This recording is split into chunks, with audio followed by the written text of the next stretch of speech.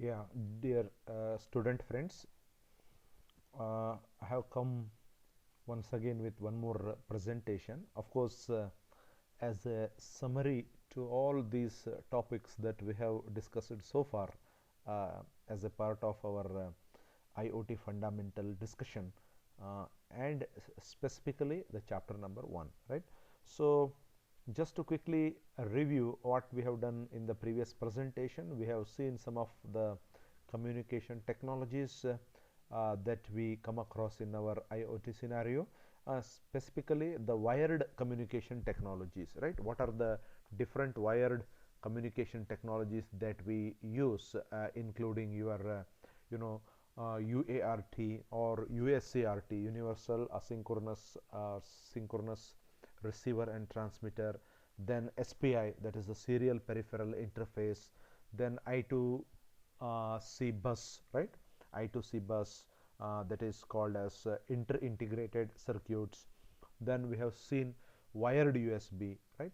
And followed by we have seen the Ethernet, right? So these are the 5 different communication technologies, wired based communication technologies that we can see in the IoT scenario, right?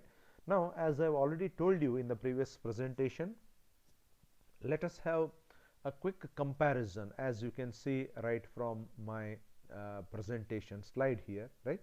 So let us have the quick comparison between some of the prominent technologies, right? What I mean by prominent is we have seen so many technologies so far, but we will basically concentrate on these 4, that is your near field communication, and your Bluetooth, right?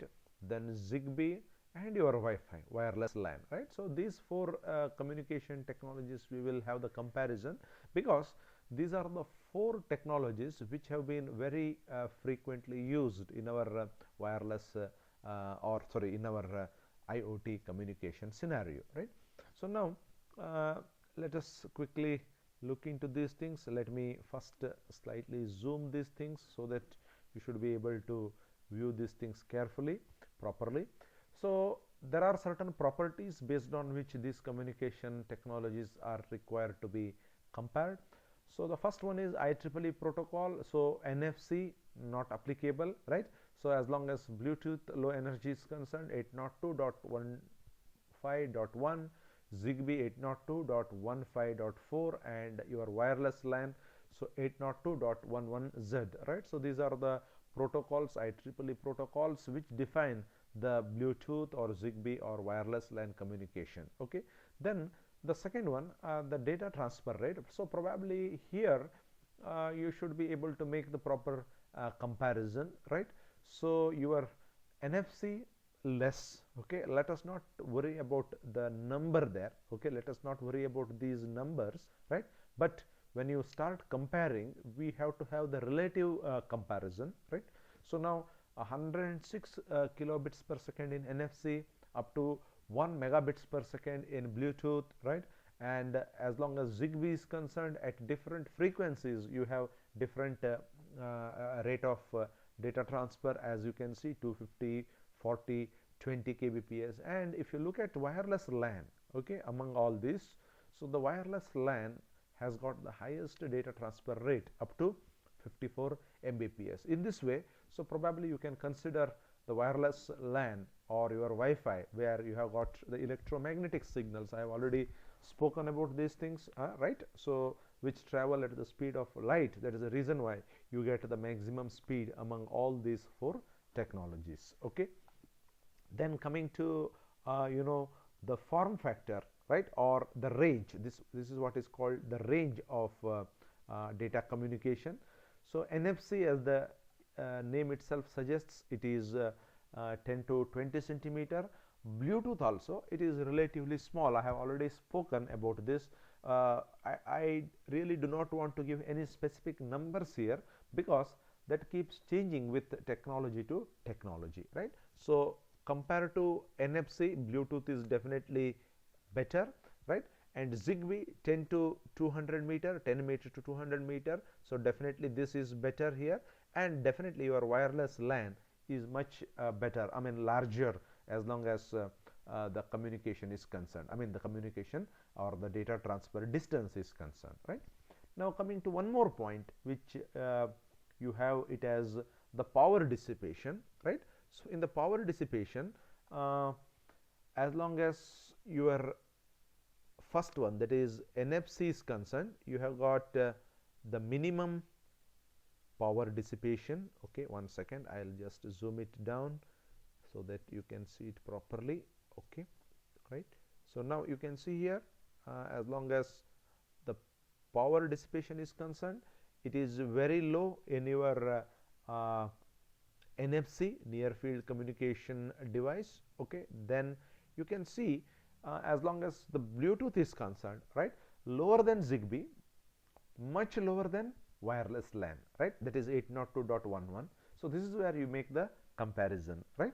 So when you come to Zigbee, it is about 2 milliwatt for end device. So but again I repeat, this number is not point of interest for me, right? It is merely the comparison. Okay, so it is lower, and the last one, wireless LAN, it is much higher than the Zigbee. That means the here in this case the power consumption is always in this particular order, as you can see, right? So NFC takes the least power, followed by Bluetooth, then Zigbee, then the wireless LAN, right? Then coming to the next point, where you have the setup or the connection or disconnection intervals. So probably you understand what exactly we mean by setup interval, connection interval, and disconnection interval, right? So here as long as NFC is concerned, it is about 0.1 second, as you can see, and for Bluetooth, so setup time is about 3 seconds and connection time is less than 3 millisecond, right? And Zigbee, it is about 20 millisecond setup time, right? And your connection time is about 10 millisecond. And as long as wireless LAN is concerned, you don't have any setup or connection or disconnection time. It is auto connected, as you can see. Okay, so then you go to the next one, which is very important from the point of view of the applications of these things. Okay, so where your NFC is used, payment wallets, or any kind of short distance communication, right? I have already spoken about these things. Then when you come to your Bluetooth, okay, you can see here you use them in personal area network, right? Wireless personal area network, IoT, machine to machine, widely present in mobiles, tablets, and additional circuits in sensors, actuators, controllers, and IoT devices, because you need to have a smart feature there. That is the reason why along with Bluetooth you may require to have additional circuits for sensors, actuators, controllers, and IoT devices, right? Coming to the Zigbee, you have wireless personal area network, again wider presence in sensors, actuators, controllers, automobiles, medical electronics, IoT devices connected using IPv6 or 6LoWPAN, right? So we will come to discuss these things later, what exactly we mean by IPv6 Internet Protocol version 6 and 6 low power personal area network. Its characteristic features we will discuss later, right? So again, no need to mention anything about the applications of your wireless LAN or your Wi-Fi, right? WLAN or WWAN, wide area network, tablets, desktops, mobiles, home networking, whatnot, right? Most of you are very much familiar with the applications of your Wi-Fi or wireless LAN, right? So then coming to the network characteristics. So here please try to note point-to-point mode, as long as the near field communication device is concerned, card emulation mode, reader mode, passive neighbor activation, right? So these are the characteristics when these devices are as applicable to the network: point-to-point communication, card emulation mode, reader mode, passive neighbor activation, right? So I will tell about all these things when you come to the discussion of these devices in particular. Then when it comes to the Bluetooth, self-configuring, self-healing, self-discovery, and of course for the remaining, that is either for the Zigbee or even for your Wi-Fi, right? You have a similar property, but your Wi-Fi is definitely superior as long as the network characteristics is concerned. It is scalable, right? Interoperatory, and it is secure, it is integral, and it is also reliable, right? Among all these, probably you can take the Wi-Fi as the most secured communication here, right? Even Bluetooth as well, right? I have already told you, since it makes use of the frequency hopping, it is really a very reliable way of communication, wherein it is not possible for any external hackers or the data snatchers to take away your data, right? As long as the broadcast is concerned, you have unicast for both near field communication as well as Wi-Fi. Even for your Wi-Fi it is unicast, but for Zigbee it is multicast, right? So when we take up the examples using Zigbee, that is the smart grid examples, we will come to know how exactly this Zigbee is used for these kind of applications. I have already spoken about that wider presence in sensors, actuators, controllers, and automobiles, right? When I speak about the sensors, actuators, and controllers, we find it very close to our area of interest, that is electrical, smart grids and all, where your Zigbee is considered as one of the most prominent type of communication technology. Okay, so these are the different types of communication technologies which we compare here, right? As per our requirement, I have not taken all the things which we have discussed. We have discussed so many things, right? As long as the communication technology is concerned, my basic idea is to give you a clear picture of what are the different things, which most of the things you have already come across, but their characteristic features, right? Their protocols, the data transfer rates, or the connection time, setup time, their network applications, right? So all these things probably you are not very well aware, right? So that is the reason why, with the help of this particular presentation, I have tried to give you an oversight of different communication technologies that we generally come across in our day-to-day life, and which can also be a part of our IoT scenario. Okay, so this is the brief comparison of these four prominent technologies among the different technologies that we have discussed so far. Okay, so now with this virtually I have come to the end of this presentation, right? That is we started way back from the definition of the IoT, right? What is IoT, right? So where we use IoT, right? Then we have seen the vision of IoT, Internet of Things, right? What for the Internet of Things is being deployed. Then we have seen what are the smart devices, then what are the hyper connected devices, if you recall the things, right? Whatever we have discussed. Followed by that, we have discussed about the IoT conceptual framework, right? Where there we have some of the equation type definitions: physical object plus controller, sensor and actuator plus internet, that leads to Internet of Things.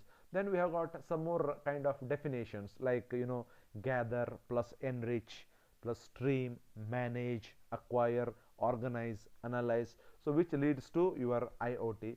Like that, some more definitions we have taken as long as IoT conceptual framework is concerned. Then we have seen the architectural view of IoT from the point of view of the Ville, then Cisco, then even your IBM as well as Oracle, right?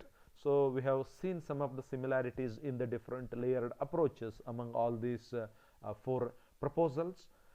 Then we have seen some of the technologies behind IoT, right? So what are the different technologies we use in the IoT? Then followed by that, we discussed about the major components in IoT, the physical objects or the hardware or the communication module or the software. These are the four basic things, right? The physical object, the hardwares, then communication module and the software. These are the major component, and according to our requirement we have segregated them. We have tried to put them in the different slots in the overall, the layered approach, right? We have seen what are the sensors, then communication modules, then hardware, software and middleware, right? The difference between hardware, software and middleware. Then the operating system, right? What do we mean by operating systems? All those things we have seen. After that we have seen some of the major sources of IoT, right? So the development boards like Arduino Uno, then Intel Galileo, Beagle board, Raspberry Pi, all those things. Then we started with the different network approaches, right? So that is the machine to machine communication in IoT, right? What are the architectural point of view of your machine to machine communication, device domain, network domain and application domain, right? Then different software development tools which we use there, right? So some of the simple examples also we have seen there. For example, your smart umbrella, then we have seen the street light control using IoT. So these examples we have frequently recollected while defining some of the parameters related to IoT also, right? So after that we came to the design principle of connected devices, right? So how you have the open system interconnection model, then how your OSI reference model, the 7 layers we have modified into modified OSI layer as applicable to IoT applications as per the recommendation of IETF, that is the Internet Engineering Task Force, right? So then after that, followed by that, we discussed about the ITU-T reference model, where you have 4 layers, International Telecommunication Union, right? So then followed by that we came to the point which we have discussed now, that is the different communication technologies. First we started with wireless communication technologies, wherein we discussed about the near field communication, RFID, then Bluetooth, then followed by Zigbee, right? So later we have seen about the Wi-Fi, then our RF transceivers, that is the transmitters and receivers, RF modules, GPRS, then GSM, cellular networks, right? So wireless USB, all these things we have discussed under the wireless communication technologies. Under wired communication technologies we have discussed very recently UART, USART, SPI, serial peripheral interface, then I2C buses, then wired USB and also the Ethernet, right? So after having all these discussions, just as you can see in front of your screen, we have discussed or we have made some of the comparisons between the prominent technologies that we use in the Internet of Things. Okay, so with that I think this is my 16th presentation, right? This is my 16th presentation pertaining to this chapter. We have about 8 hours of discussion here. Definitely we have gone much beyond that, because each presentation is not less than 30 minutes, okay, and some of the presentations are more, and we have initiated some of the discussions as well, right? And if you have any doubt, so now again one more gist of what we have discussed in this topic I will tell you. So you please see this IoT from the point of view of the physical layer, data link and network layer, and application layer. Only these 3 things you can see. Physical layer, where you have got your sensors, actuators and other things which have got the smart features. The data gathering and enriching will come in the physical layer, right? So then it will be passed on to the next layer, which is the network layer. Recall the example of the post envelope, okay, envelope example I have given you. How do you post it and how does it reach its destination? Very similar analogy, you can take it here also. Now so far whatever we have done is we have made, or we have completed the task of writing the letter, putting it in the envelope, right, covering it up, putting the stamp and writing the address. The next part will now be taken care of by the postal department, right? Once you put it in the post box, so many such letters will come, then it has to reach a particular destination. Those people will take care, right? So that comes as our next layer, that is the network layer. So now physical and data link layer we have covered here, right? What are the different things that we come across in this we have already discussed. Now we will go to our higher layer, that is the network layer. So once I come to the network layer, internet no doubt is the most important and the inevitable technology that we need to use in our IoT scenario, right? So from next presentation onwards, we shall discuss on the protocols or the different design principles of what we call it as web connectivity, right?